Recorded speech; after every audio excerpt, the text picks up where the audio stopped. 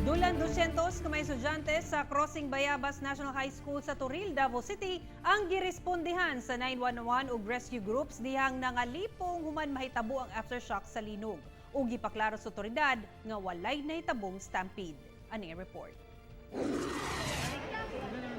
Mga estudyante naghigda sa compound sa eskwelahan nga gitabang kay nalipong. Mga estudyanteng naasulod sa ambulansya nga giatiman kay naglisod og ginhawa.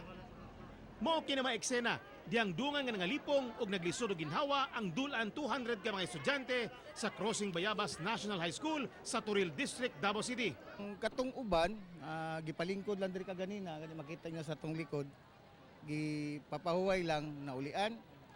Dunay uban na medyo anyway dili man pod naglisod lang sila pag ginhawa. Wala gyud na collapse nga kanang nawad-an jud panimuot. Gipaklaro sa Disaster Risk Reduction Management Coordinator sa eskwelahan nga walay nahitabong stampede.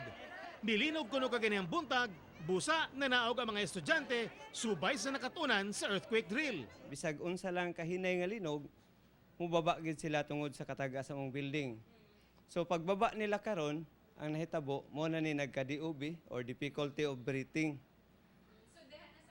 Diha na sa ground hitabo. Walay anay nagdiubi sa taas although katong mga nakulbaan. Kay ang background pud ani mga nakulbaan or mga nagdiubi kato po na ay mga asthma. Kining grade 10 student nga si Jasmine Aspirin, usa sa mga estudyante nga mibati og kalipong. Nagda-cover and hold pa ko din.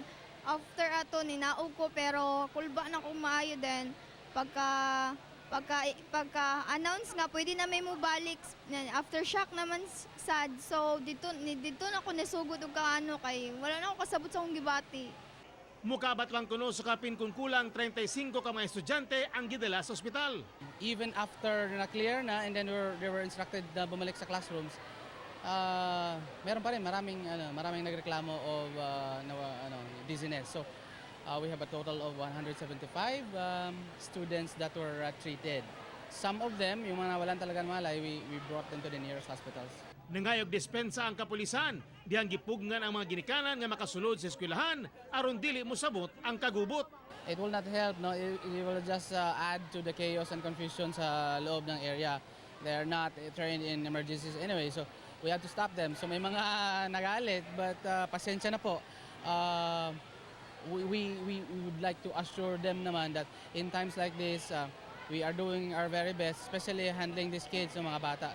Wala man gikansela ang klase, apan wala nagipugnan ang mga estudyante nga muuli uban ang ilang ginikanan. Laumang mubalik na sa normal ang klase ugmang adlaw. Ako si Teco Campo para sa One Mindanao.